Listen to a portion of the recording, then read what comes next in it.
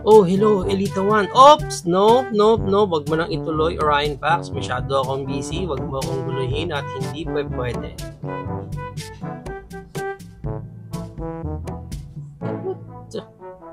Wala pa nga akong sinasabi. Ooh, emotional damage.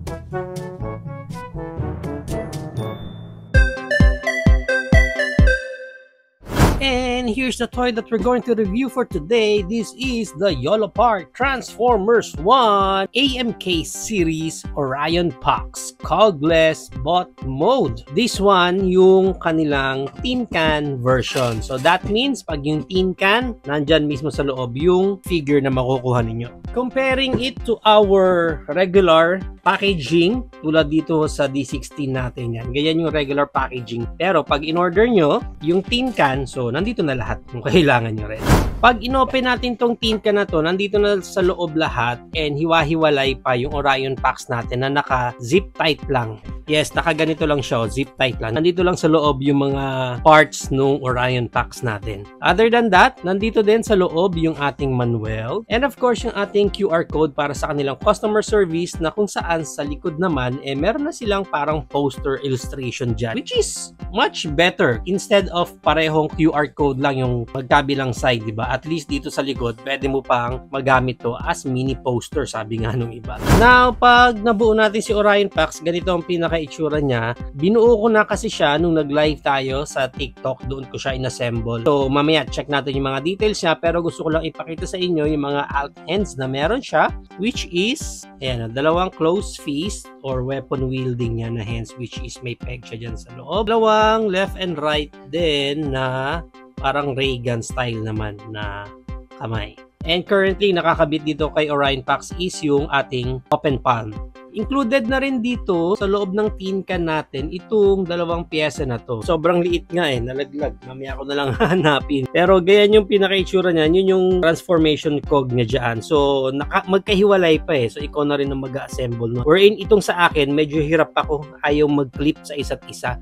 So, hindi ko muna siya kinabit. And itong isang accessories na to, ito naman yung sa likod ni Orion Pax. So, ito yung ipapalit mo sa likod niya just in case ayaw mo ng jetpack niya. Okay, let's move right along na dito kay Orion Pax. I-check muna natin yung details niya. Ayan, no? Ang ganda rin ng face niya kasi nakasmile siya talaga sa'yo.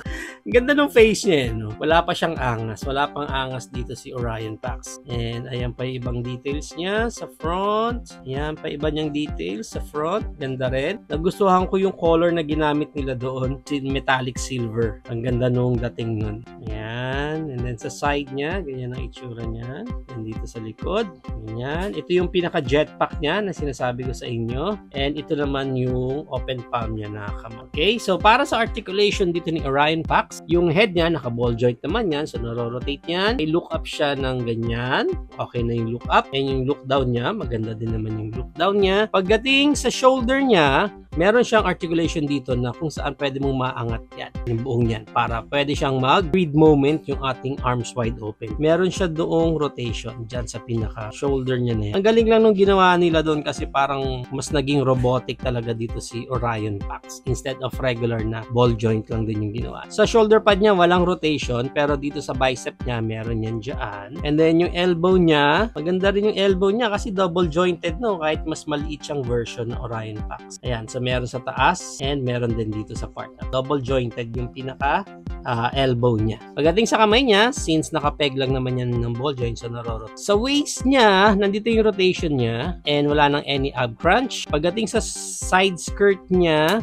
pwedeng ma-articulate yan, pwedeng maangat ng ganyan para at least hindi ka magkaroon ng hindrance just in case magpo-posing si Orion Pax mo gamit yung legs niya. Wherein, yung kanyang Van Damme split, ganyan. Ganda rin. Ganda rin ng Van Damme split niya.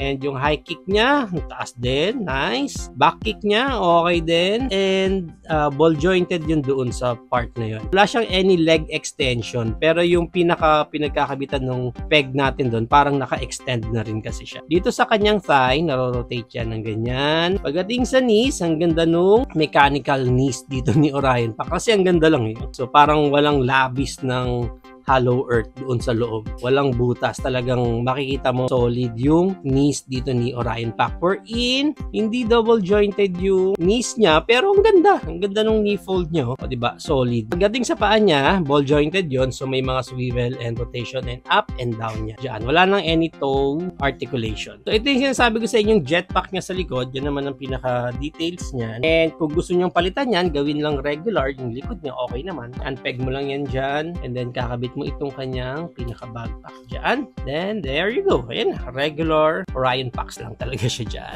Para sa height ng Orion Pax natin dito, ang height niya is around 5.5. Wala pa pala siyang 6 inches 5.5 inches lang siya. And ang maganda niyan, i-compare pa natin siya sa kanyang best friend na si D16. Ayan. So, ito na yung ating size comparison nilang dalawa na wherein mas matangkad.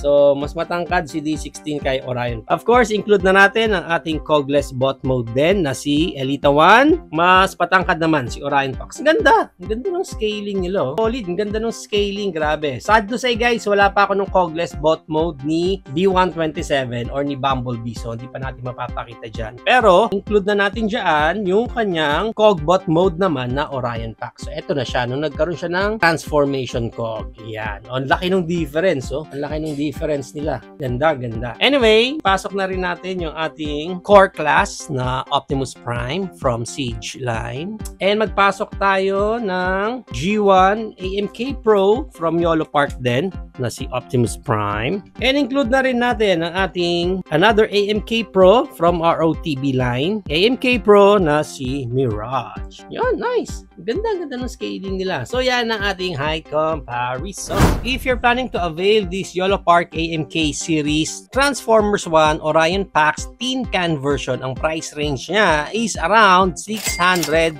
up to 900 pesos. Depende na lang again kung saang specific market kayo makakuha nung tin can version na Orion Pax. Pero locally available yung regular packaging natin na mga cogless bot mode. But this one, if you really want to avail itong tin can natin, punta kayo sa profile ni Pinoy Toy Review sa TikTok and then may makita kayo doon showcase or sa yellow basket natin, doon pwede nyo ma-avail itong mga tin can versions natin na ito.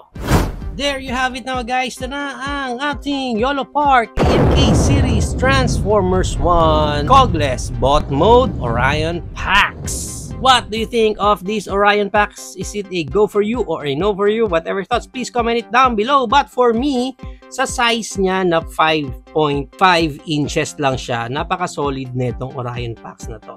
Very common kasi pag may mga alternate version, usually mas nagiging inferior talaga yung mga mas maliliit na version natin. But in this case, ang solid netong cogbot mode natin ng Orion Pax and sobrang solid din netong cogless bot mode natin ng Orion Pax. So parang di ka manghihinayang na kumuha ka ng dalawang version ng Orion Pax na to. Kasi pareho silang solid, to be honest. Ang ganda. And sabi ko nga sa inyo, kahit ang liit netong Orion Pax natin na to, ang ganda ng mga details sa kanya and even yung articulation niya, walang tapon din sa articulation niya na talaga masusulit mo yung pinaka-figure mo dito. Kaya nga kung ikaw meron talagang Optimus Prime Shrine dyan sa collection mo, definitely magandang addition talaga itong Orion Pax na ito sa collection mo. Kasi just imagine guys na ito yung technically speaking pinaka first version talaga ni Optimus Prime. Ito yung pinaka, sabihin natin, bata pa si Optimus Prime dito or hindi pa siya leader dito. So parang napaka-iconic din ng figure na to kung magkakaroon ka nito sa collection mo. So other than that, napaka-solid naman. Kaya talagang sulit kung kukuha ka nitong Orion Pax na ito.